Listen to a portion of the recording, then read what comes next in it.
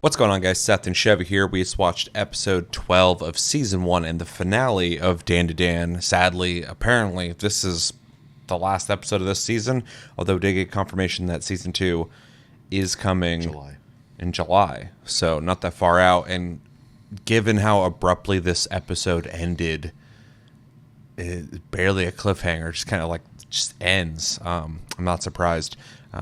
They were getting it so quickly. So we're going to be going full spoilers ahead, so hopefully you've watched this episode. It's the 12th episode, so we'll be talking full spoilers, and we'll jump into a real quick recap. Pretty straightforward episode.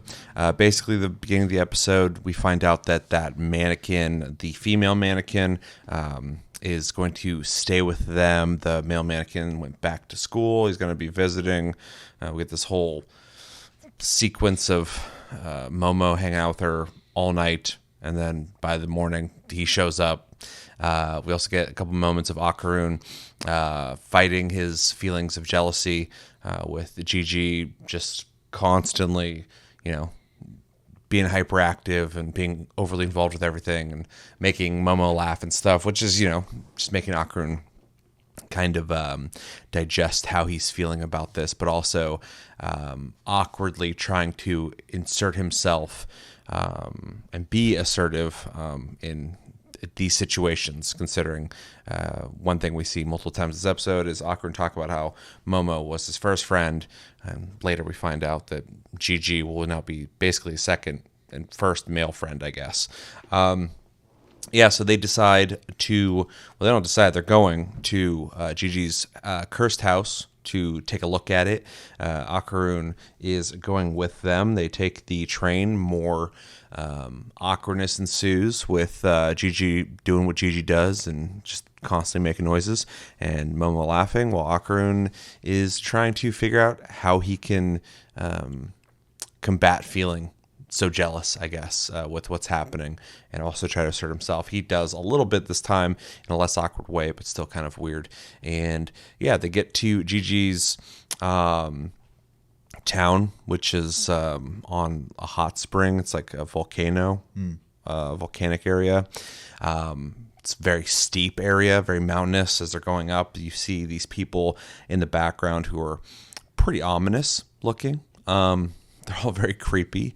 Kind of gives us a hint of maybe something's going on with the town, possibly, and not just Gigi's house being cursed. They get to his house. They kind of give it a look over. Momo doesn't sense anything, but says in the evening maybe something will show up. She decides to go to the hot spring while giving Gigi and Akarun time to get to know each other, get some bonding in. They play soccer. Akarun's never played soccer before, so he's terrible at it. And Gigi asks him flat out if he is in love with Momo. They have this whole bout of who likes her more and for what reasons. They wrestle around a bit and notice that there is, a room? Extra room. There's an extra room that's like unaccounted for, basically, from when they went to the inside. While that's going on, Momo's at the hot spring. She's about ready to leave when a bunch of creepy dudes who look like the creepy people from in the forest and in the town show up, being extra creepy. And she's trying to figure out a strategy on how to leave the hot spring. They start saying a lot of really creepy stuff about gators and how there's some old creepy dudes who creep on young attractive girls or whatever. She's trying to figure out if she can even use her psychic powers to get out of the situation, and then they attack her and pin her underwater, and that's pretty much the end of her part of the story for the last episode of the season. And then Akarun and Gigi just take a sledgehammer and break through the wall of the room they suspect, and basically find those like cursed papers that you see in a lot of stuff. A whole room Seals is basically a cursed room that they discover in Gigi's house, possibly the source of all the weird things that are happening in the house and maybe the town. But the episode just ends there. Boom. It's like, I guess technically a cliffhanger, but it felt like just incomplete. Like, well, and it would technically be half a season because it's a quarter. So. Yeah, and it feels like there should be more episodes. So, and we are getting more episodes, so that's good. It's not like it's just what's happening, but it's a really weird, abrupt ending. Yeah. So impressions on this episode. The episode itself was fine, though we did fail to mention there was a moment before they left for Gigi's house where it showed that Gigi couldn't sleep, and there was this weird like thing standing there, and I don't know if that was like actually there or in his head or whatever. But Well, in the episode before too, it showed that thing. Yeah. Another thing too I missed mentioning is the gold ball that they thought the mannequin guy who was running had ended up being a Christmas ornament. So just a false flag, nothing. Yeah. So that kind of got brushed under the rug. But yeah, anything else? Yeah, no, that was a whole episode for a Christmas ornament apparently. Yeah. And a new roommate now. Yeah, other than that, the episode was fine. It was a good lead up to something we just didn't get, which kind of felt bad, to be honest. Yeah, I enjoyed the episode. I liked the humor, but the mystery that was building up to, I was actually interested in, and now I have to wait till July Yeah, half a year. to get the resolution of that. So that seems kind of sloppy the way they did that. Yeah, I'm also just gonna throw this out there. It's not the first time I've gotten a 12 episode core and wished it would have just been 24. Just make 24s. Stop doing 12. I hate it. Yeah. So, because then there's a huge waiting period. I'd rather just wait to watch the whole thing. So, Yeah. But we're saying that as of now, having to wait, once we get the next part and we watch it in retrospect, it all makes sense. And if it's good, we won't care at that point. I'm just saying industry wise, I don't like the practice. Sure. Because same thing happened with Chainsaw Man. Yeah. So, but yeah, other than that, it was enjoyable. It was a build up episode to a long wait. So I don't really have like a lot to say on it. The townspeople were creepy. Pretty uneventful Yeah. episode, honestly. The room was an interesting thing to throw in there because it was odd that they led up or built up to this like haunted house type of thing, and then nothing was going on. Very normal house, but then he notices a whole extra room, which isn't completely unheard of, but the way it looked on the inside, I was like, oh, that's creepy. Okay, that's kind of cool. But Also kind of makes sense too, because he said that they're renting that house, so I guess they just didn't really look at it too much. One, why would you break the wall, in a Yeah. rental? So, overall it was fine. Terrible way to end the 12 episodes, in my opinion. So, Yeah, we'll do our season review here in a sec, but it's weird how the show kind of started in a way that I was like, and it ended in a way where I'm like, So, yeah, I liked the episode. For the most part, I thought the humor was on point. I thought the beginning was fun and funny with the mannequin people. Even though that's not really an arc I feel like we needed to continue, I don't dislike it. I was just like, wow, we're spending a lot of time on the romance between these characters, I guess. I do like Gigi. I think he's funny, although he's a lot. But I think the just how ridiculous he is hilarious to me, especially the faces he makes sometimes are just like insane. Yeah. Like on the train, he just had like this crazy like gritting teeth like face he was making at Momo the whole time. It's also interesting to watch Akarun. The show is like so. What's the word I'm looking for?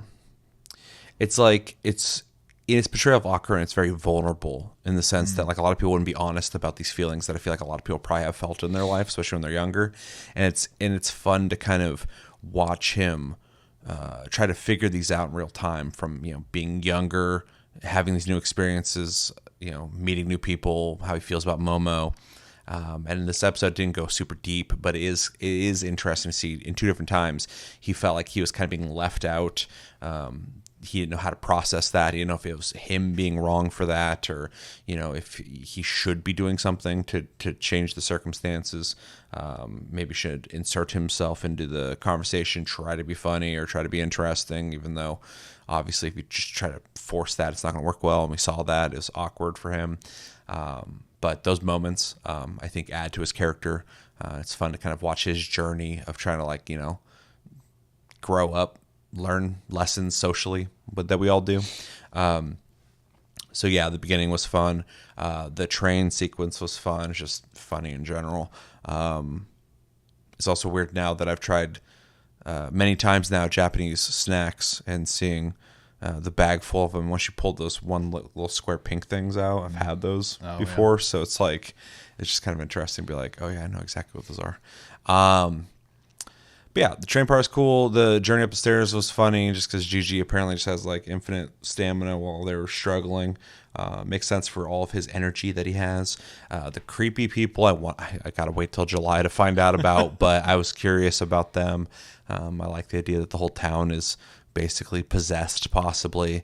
I assume it has to do with that room. If you do know, please don't tell us. We'll just have to wait till July. And then yeah, the spring, the hot spring that she goes to by herself for some reason. I was like, that seems like a bad decision in a situation like this. Really need resolution on that. I mean, I'm sure she'll be fine, but definitely a creepy situation. And then I liked when Akrun and Gigi were hanging out. They're very different characters, very different people. Yeah. But they're also just like two dudes. So like there's like a just kind of a simplicity and like just kind of challenging each other and be like, oh, and then I'm going to like, challenge you back kind of thing that I thought was fun. And then I love how quick Gigi was just like, okay, and just like grabbed a sledgehammer and broke the wall open. Like when they're like, I think this is hollow, and he just boom makes a hole. He's like, well, we got to know. Yeah. So yeah, I like his character. He hasn't been around very long, but I like him way more than I thought I would. And of course, I like Akrun and Momo. But yeah, the episode was fun. It wasn't satisfying. It's not something I'll dock anything for, but I have to be honest with that. When the episode ended, I was like, oh. And then I was like, are you sure that's the last episode? And you're like, I'm pretty sure. And then we looked it up, and it's like, what the fuck, dude? I typed in DanDaDan episode 13, and people are like, oh, it's coming out in season 2. I'm like, fuck, okay.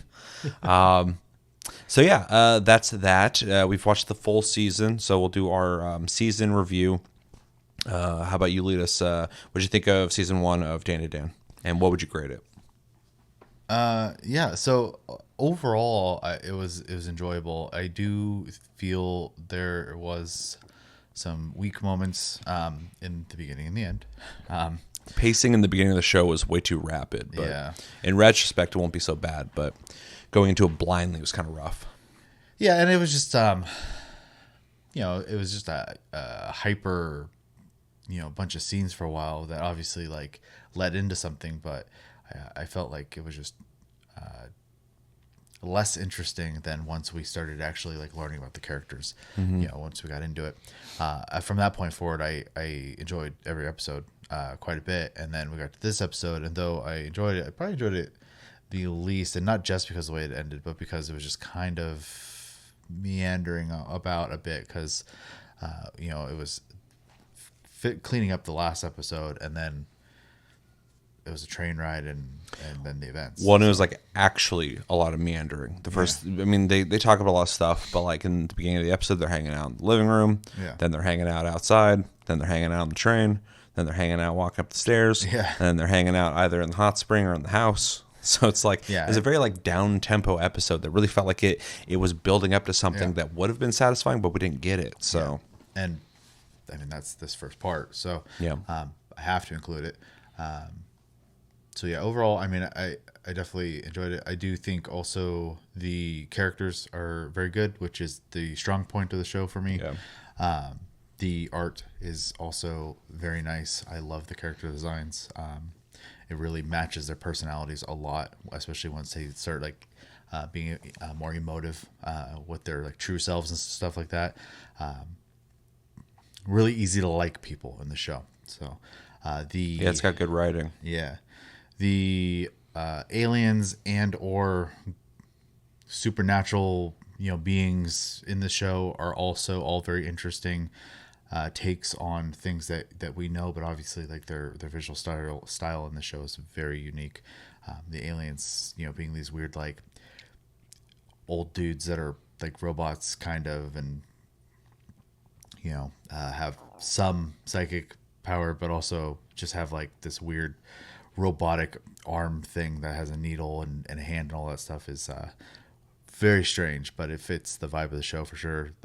Nessie being smaller than I expected, but then also just being indiscriminate in who it attacks, and businessman punch and all that stuff. Like, it's just full of unique characters and whatnot. So a lot of fun. I'm looking forward to seeing more for sure. And I think that's about all I got. Yeah, overall it's good. What would you grade it? This season I'd probably give a strong B plus. I do think the 4 episodes in the beginning and the way they decided to end it is kind of a bummer. But yeah, it was still good. So Yeah. So B plus. I pretty much agree with everything said. I really liked this season, which is cool to be able to say, because in the first 4 episodes, I wasn't sure if I was going to like the show or not. I was liking certain things, but I thought like the animation was sometimes inconsistent. Sometimes it was really good. Sometimes it was pretty meh. Sometimes it was kind of weird. I thought the pacing was like almost irresponsible with how like crazy it was and how so many things were happening nonstop, and like it wasn't really like settling down. But once they took the time to do that, that's where I started really investing in the characters, and the story started unraveling in a way that everything that happened before made more sense. I like the show the most when it comes to the more inner character dynamics of just relationships between characters, even the secondary characters like Momo's friends and all the school stuff. That's the best stuff in this show for me. The paranormal, supernatural stuff is a fun flair. The action is pretty. Shout out to the Silky episode. Yeah, that one was pretty rough. And the action is pretty good. It's not the best out there, but it's imaginative for sure. But I don't watch the show for the action. I think they're just fun to watch, the sequences that happen. But I am now watching the show for the characters and the dynamics between them. I like the soft like friendship / romance between Momo and Akarun. I like the very personal feelings that they're exploring and just being young and not knowing certain things. I like characters they added towards the end, like Gigi, and a lot of the weird side ones, like the mannequin dude, and just all the people. Ira, I think, was an interesting character as well, because she started off one way where I was like, I don't like her at all, and now I'm like, oh, I kind of like that she's crazy as hell, and like feels like she has like this purpose in life that she has to do, and she's willing to lay down her arms in battle to work with Momo for now, but later she's going to have to defeat her. It's just hilarious to me. I really like the art style of the show. I already talked about the animation, but like the art style itself, the character designs, the backgrounds, even in this episode, there was a shot that just showed some mountains or whatever when the sun came up, and it was just like gorgeous looking, really cool. So really like that. The music is good as well. Very chaotic, very weird, which definitely fits the whole vibe of the show, which is just really chaotic and weird. And the humor's on point. And then probably the last thing I'll say is I love that the characters, of course, are going to be in some way archetypical. You can always find something that matches up with some kind of archetype. But This show is not nearly as bad as like most shows in general, but like anime in general, but like everything will have archetypes. Yeah. This is so much more subtle in how it plays with archetypes that they feel just a little more real. Gigi feels very archetypical in how he's like super hyper crazy, but I think it's funny, but it doesn't have that thing where like you just look at a character and know exactly what they're going to be before they even speak. As much. So I really appreciate that. It feels just like, it has just a little more of a subtle writing to it that I really like. So yeah, overall, I really liked season 1. It just took a second to kind of warm up to it, which is nice because like, and I won't say any spoilers to this, but like it took me like almost till the end of Vinland Saga season 1 to even be able to get into that show. It took a while, and I was finally like, oh shit, it all just clicked. This took 4 episodes, so that's pretty good. But I was kind of worried for a second. I do think it ended not so well. I think it's kind of crazy the way they ended this season. But I really enjoyed it. I was looking forward to watching this every week, and not just because we decided to do it for the channel. I wanted to watch it regardless. So, there's been some shows we've reviewed in the past that I was pretty much almost watching just because I was like, well, we've been reviewing it anyway. Let's just keep watching it, like Hell's Paradise and stuff like that. So yeah, it's been a pleasure watching the show. I'm going to give it a really, really, really light A-. I really like the characters a lot. I really like the situations they get in. It does have some weaknesses, so I can't go super hard on an A, but I really liked it. So, which is cool, because I was kind of worried in the beginning I wasn't going to like it. So, yeah, you give it a strong B+. I give it a light A-. Anything else you want to say on it? Yeah, no, not really. The only thing I was gonna say is there's definitely a spectrum within the show, because like, just to bring up that Silky episode again, like that episode was probably like an A+. It was a really good episode. But then the first couple, low B, high C, type of thing for me. So it's interesting, but the characters super consistent, so which was nice. Mm-hmm. Yeah, I almost looked forward to episodes where it's just them and there wasn't like some kind of paranormal thing happening, because I just liked watching the dynamics and the humor and stuff. You were just ready for a slice of life show. Yeah, pretty much. But because it throws in these bizarre paranormal things that happen that are like, I can never guess what's going to happen with it. So when it happens, I'm just like, oh, well, what's happening now? And I'm like, trying to figure out the mystery of it. So it's got a really good formula to it. So really liked it. Let us know in the comments what you guys think about DanDaDan episode 12, and what did you think about season 1. If you've read the manga, please no spoilers beyond season 1. Let's just talk about season 1, the animation, the anime itself. What did you think of it? If you want to grade it or rate it or whatever, let us know what you thought of it. And what were some of your favorite parts, maybe some weak parts that you'd like to bring up, and what are you hoping for when it comes to season 2? What do you think about how they ended this season with episode 12? Are you happy with it? And yeah, let me know everything you think about in the comments below when it comes to DanDaDan Season 1. But that's going to do it for this review. I've been Seth, this has been Chevy. And until the next episode, which we'll probably be doing a Ranma one here soon. And we could probably start watching Dragon Ball Daima now. Right? Yeah, we got a couple weeks. So yeah. So stay tuned. We got reviews coming. And if there's something you want us to watch or review, let us know. We're open to recommendations. And we'll talk to you guys later.